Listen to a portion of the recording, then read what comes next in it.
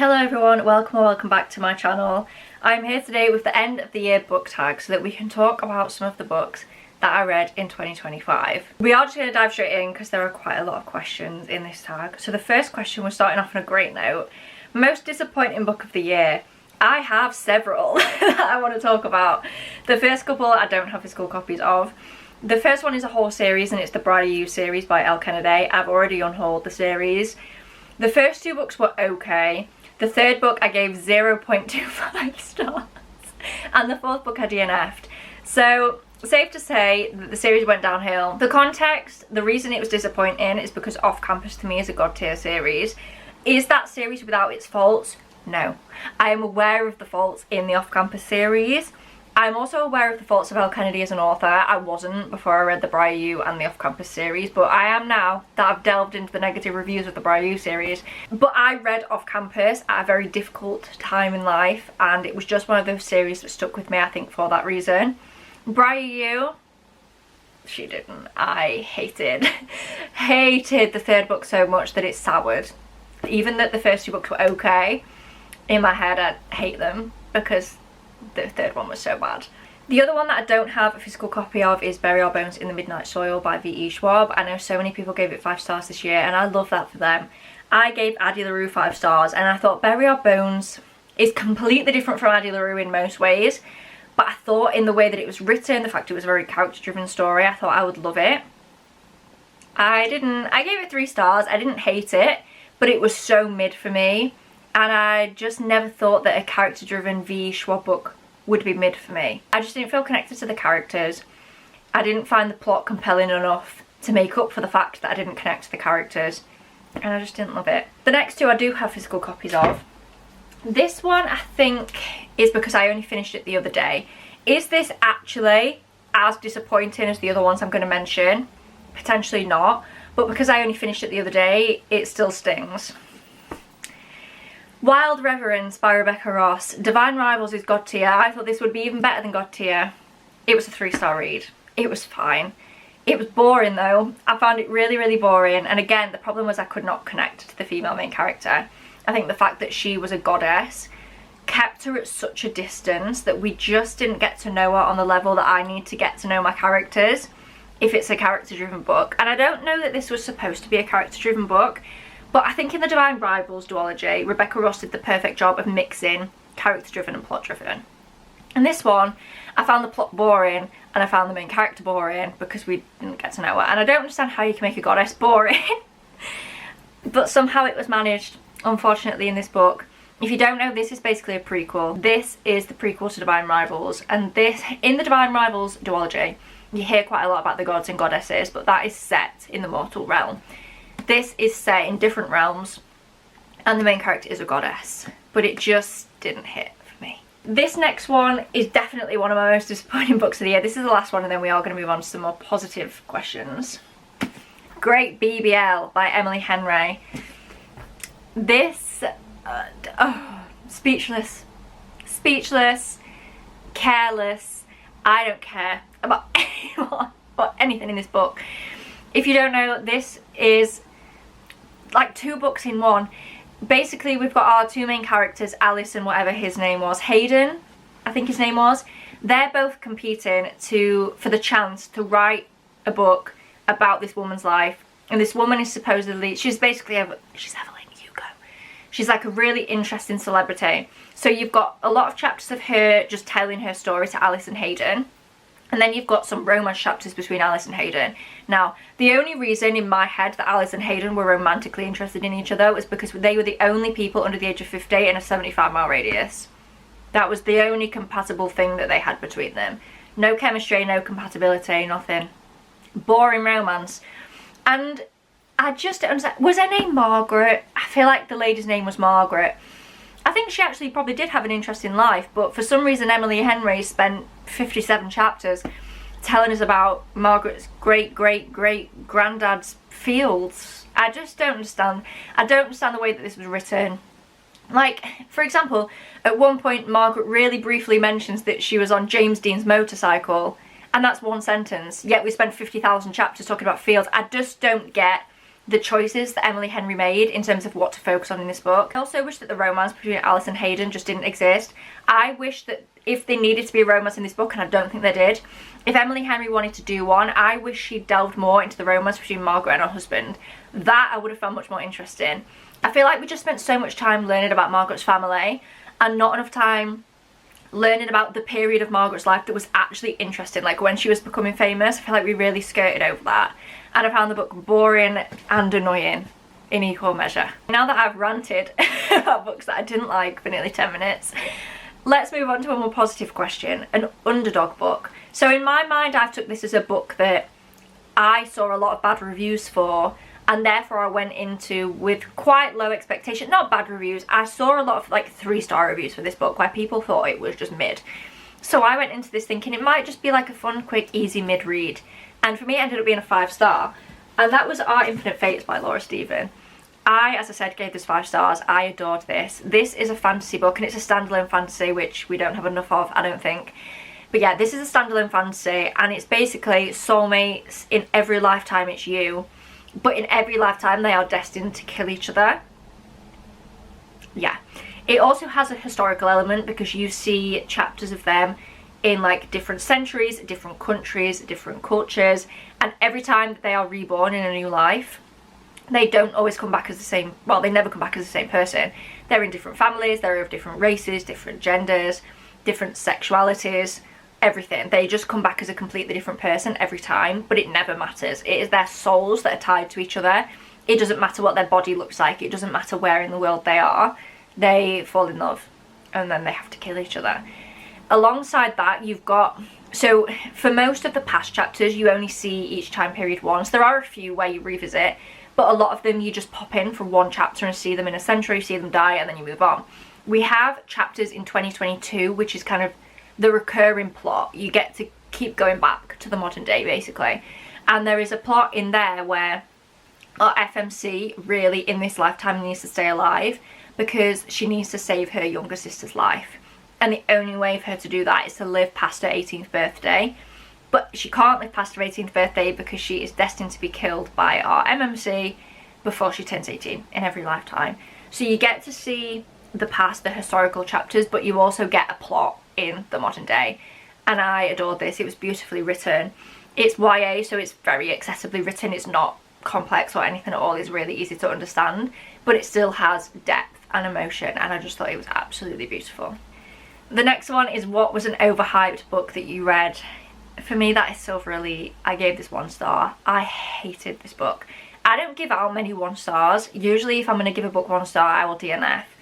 I kept reading this because I thought surely it's got to get better. Everyone adores this. Everyone gave this 5 stars. Like, surely it's going to get better.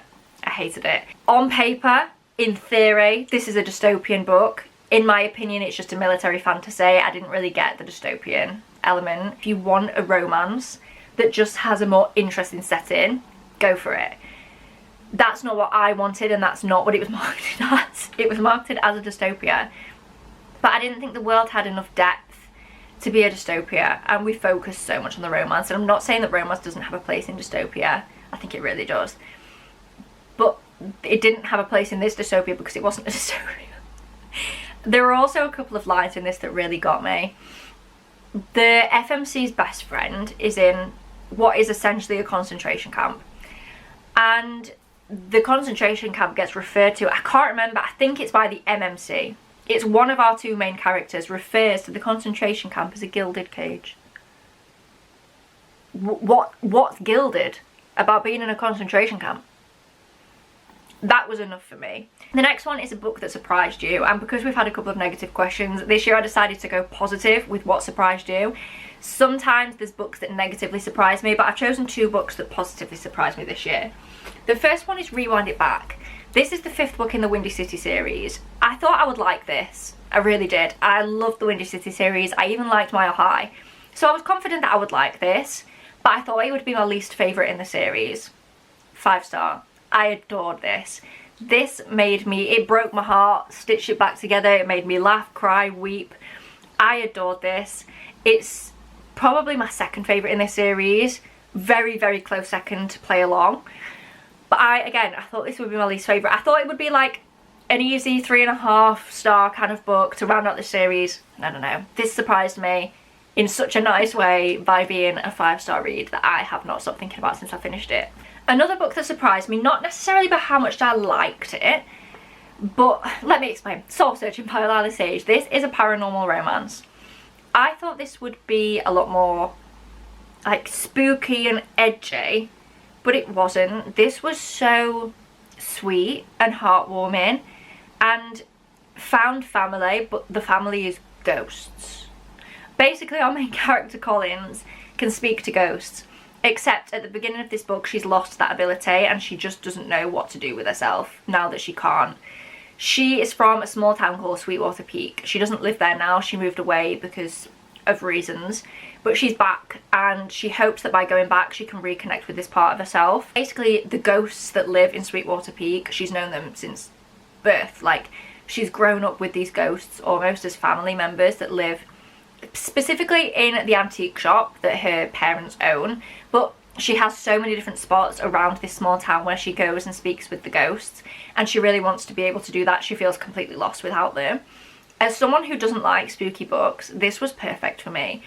It was just so tender and heartwarming and sweet, but not scary. Like, the way that she connected with the ghosts, the way that they felt like real, but they were real people, like the real people that died, but she's only known most of them as ghosts.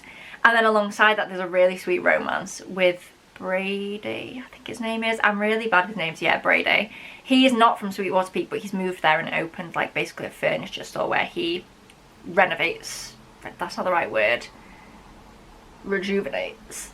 He fixes up old furniture for people basically, and when Collins goes back she ends up living with and working for him, and it's just so sweet. It's just, I was surprised by how sweet this was and I loved it. I gave it like 4.25 stars and I'm really excited for the next book in this series to come out. The next one is my favourite book couples of the year. The first one is of a book that is on the way in the post, but I don't have a physical copy yet, and it's Justin and Emma from Just for the Summer by Abby Jimenez. Justin is the living embodiment of if he wanted to, he would. If he wanted to, he would. The way that he can read Emma's emotions, the way that he wants to learn every single tiny thing about this woman so that he could treat her as well as possible, the way that he caters to her needs, the way that he challenges her when she needs to be challenged. Chef's kiss. Another couple that I loved that I didn't expect to love was Charlie and Alice from One Golden Summer by Carly Fortune. This is the 4th book that I've read by Carly Fortune and the first one that I've actually liked. These characters actually aren't insufferable like many of her others are.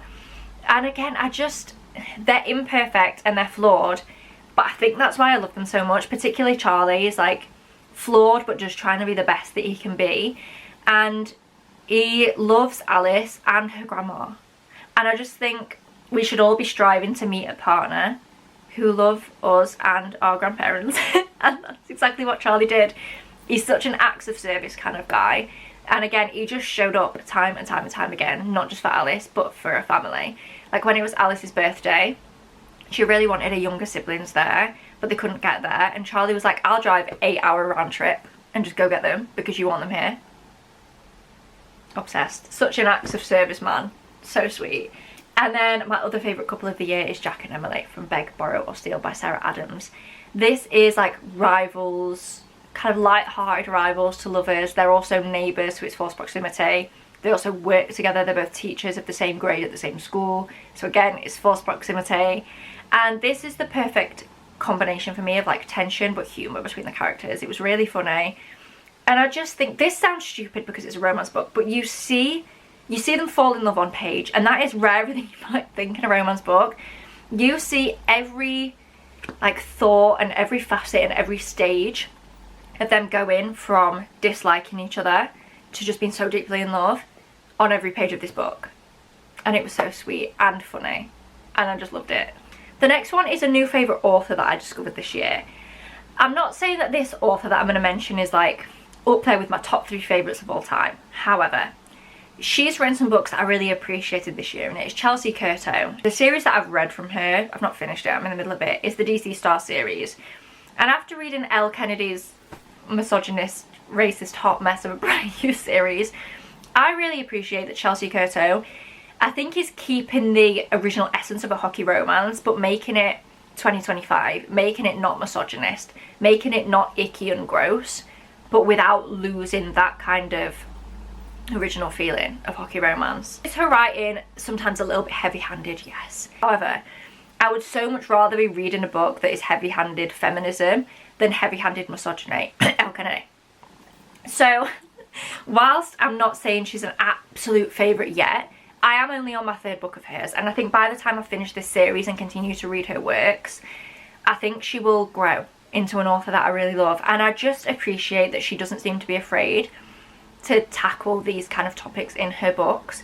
She talks about how the sports world is such a difficult place for women to work, and she's not afraid to talk about that. She's not afraid to show the realities of what it's actually like out there for women.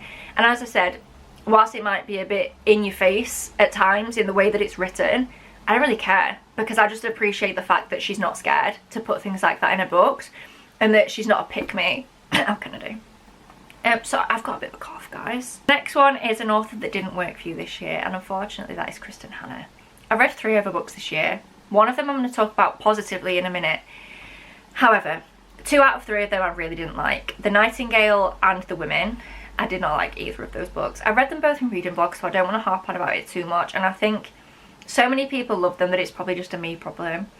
But I just don't think that she's the author for me. I think the type of historical fiction she writes just isn't the type that I enjoy, and that's fine. I'm not saying her books are bad. They're just not what I'm necessarily looking for when I read historical fiction. However, what is the saddest book that I read this year? The Great Alone by Kristin Hannah. And I gave that book 4.5 stars. So maybe she worked for me once, but I think in general I don't think she's the author for me. But The Great Alone was a bit different for her, and I adored that book. It was heartbreaking, it was harrowing.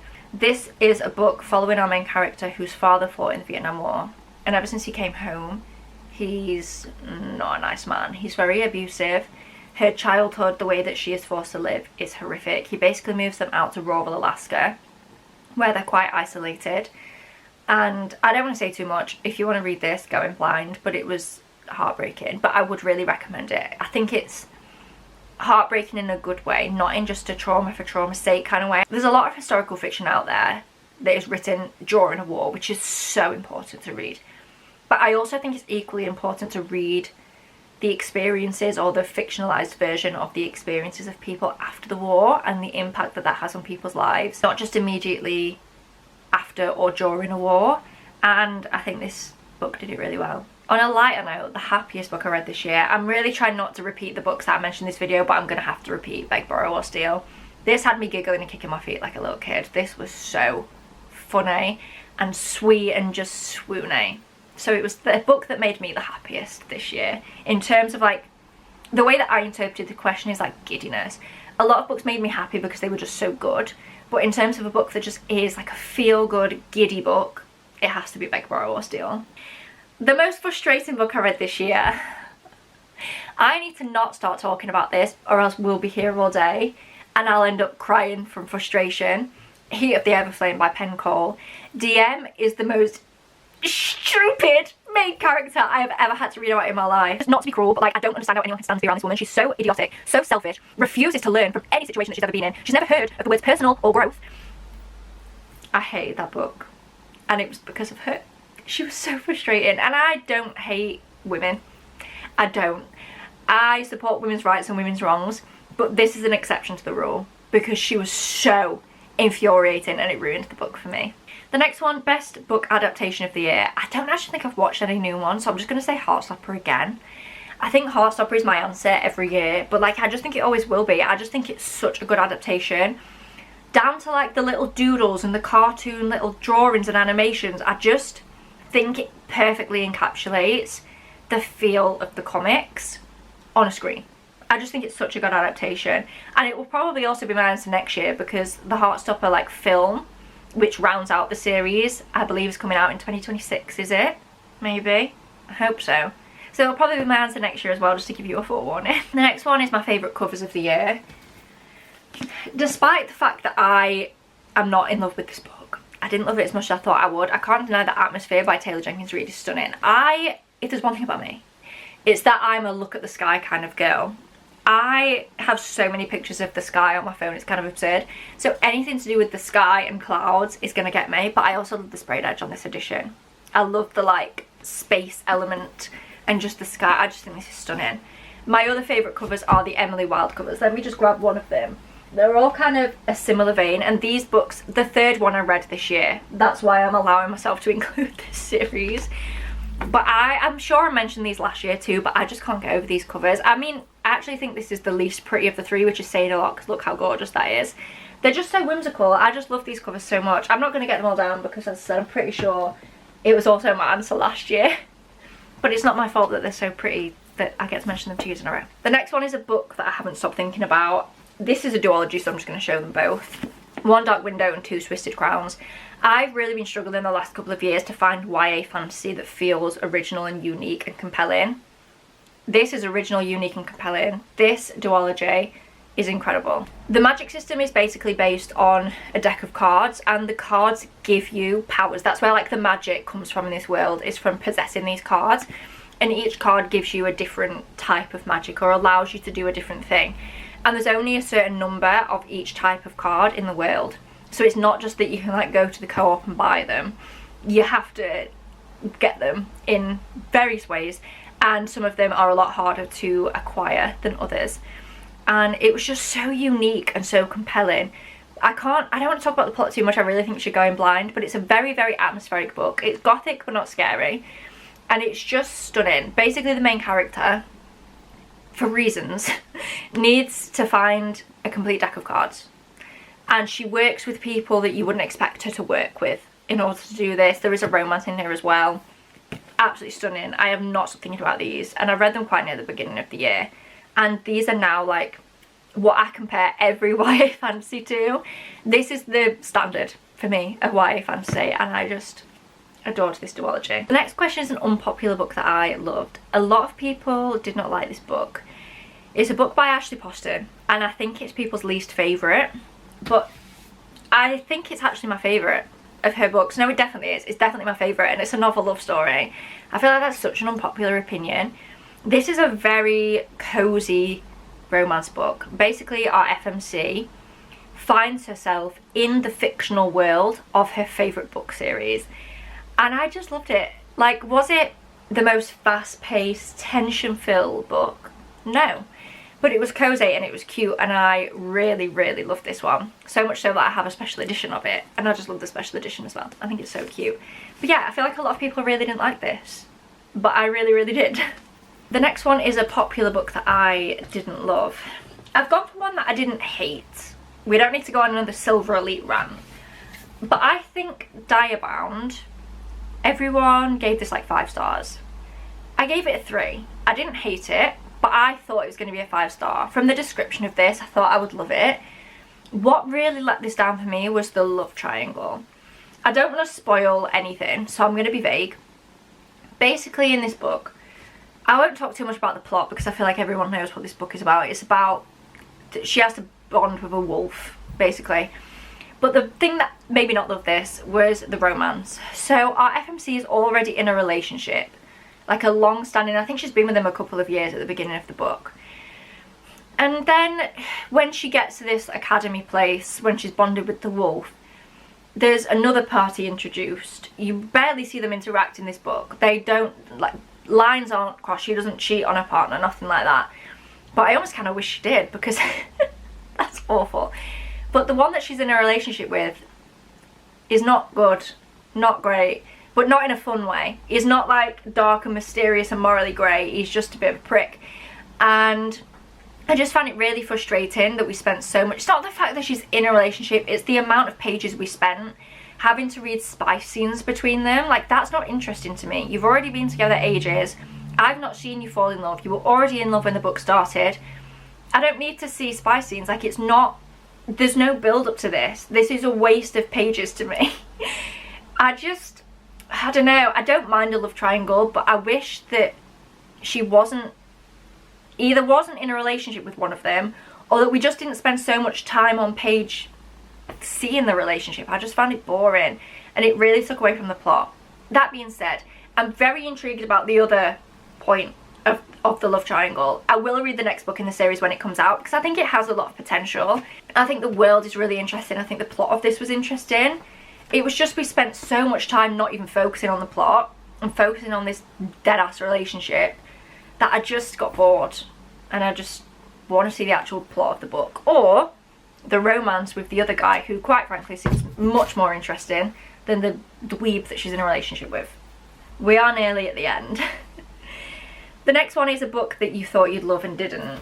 The fourth book in the Rebel Blue Ranch series, Wild and Wrangled. I thought this would be a fun, tension-filled romance. It's between Dusty and Cam. Dusty has been in love with Cam forever. She's not been in love with Dusty forever. They were together as teenagers. They broke up. Cam has a kid with Dusty's best friend. She was also engaged to someone else. The very beginning of this book is her wedding. And I just thought this would be a lot better than it was. I honestly found it really boring. I just don't think we got to see the characters' personalities. I think Dusty had so much personality in the other books, even though we didn't see a massive amount of him, and then it all just seemed lost when we got to this book. I didn't feel the romance between them. I didn't feel the whole, oh my god, it's meant to be, we've been in love forever. I just didn't feel any of it. It fell really, really flat for me, and I thought I would love this. And I didn't. For context, I gave the book before this 5 stars. And I gave this 2.5. The next 2 questions I have the same answer for. The first one is book with the most unique concept. Other than One Dark Window, which I think was really unique, we have to mention The Night and the Moth by Rachel Gillick. Oh my god, it's the same author. I mean, like, I knew that, but I didn't clock it when I just said it then. Okay, clearly she's great at writing a unique fantasy. I didn't love this book anywhere near as much as I loved One Dark Window. Okay, if this a 4 star, like a 3.75, it wasn't bad, but I didn't love it. However, I can't deny the fact that it was so unique. It's based on, like, I don't even know how to describe this. I don't even think I can. There's so many small parts and little intricacies that make up the magic system of this book that I don't think I can adequately explain what it's about. But it's very, very unique. It's not your classic, like, fae fantasy, which I love. I love a good classic fae fantasy, but this isn't that. Very different, very unique. The next question, which this is also my answer for, is a book you read this year that you want to reread. The reason I want to reread this is twofold. This, I'm sure, is just going to be a duology, and the second book is set to come out in 2026. I want to reread this just before the second book comes out, because I feel like the first time I read this, I missed out on some of those small intricacies. For me, currently, the magic system doesn't add up and fit together in the way that I would want it to. And I think it's because I just maybe missed that the first time around. So I want to reread this to make sure that I fully understand all the information we've been given about this world before diving into the second book. Because I feel like the second book is probably going to bring everything together by the end, hopefully. But I just want to make sure that I understand where we are before we go in. I never reread books. It's very, very rare. But I just think I expected to love this more than I did. And I think it might be my fault that I didn't the first time around. I think I maybe just missed some bits. Not like literally missed pages, but you know what I mean. I think I missed the nuance behind some of the things the first time around that I read this. So I plan to reread it. I think the second book comes out, is it like September or something? So I'll reread it like nearer the end of 2026. The next question is priority read for 2026. I've chosen one that's not officially on my TBR for next year, but that I know that I really want to read, and it is the Heated Rivalry series. I've not watched the TV show yet. I think I want to try reading the books first, maybe. But if there's another thing about me, is that I love a hype. I love a bandwagon. I'll get on the bandwagon. I'll hop on the train. Like, I like being excited about things with other people. I think it's so fun.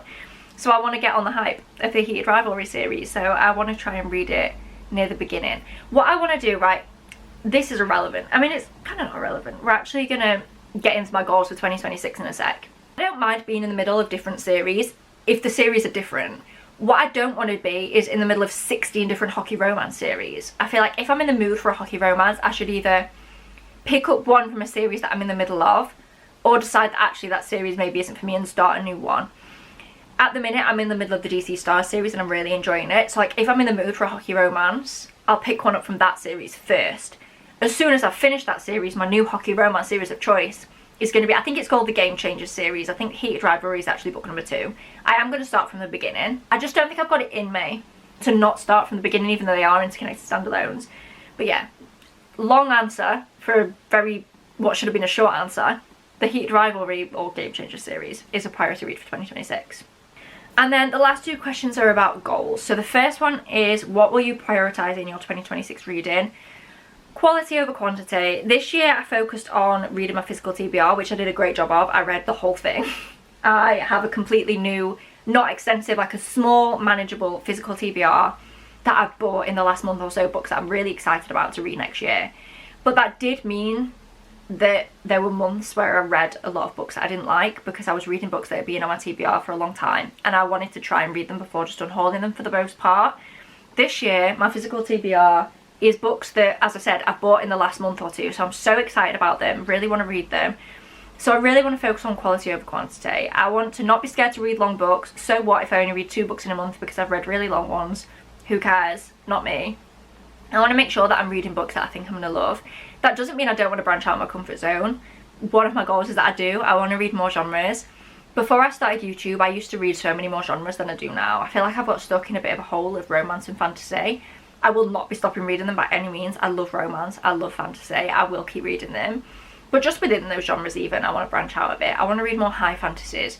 I want to go back to reading more dystopias and historical fictions. They are my 2 main genres before I started my channel. So I'm not going to like overhaul what I'm reading and like change my content. My content will probably stay quite similar.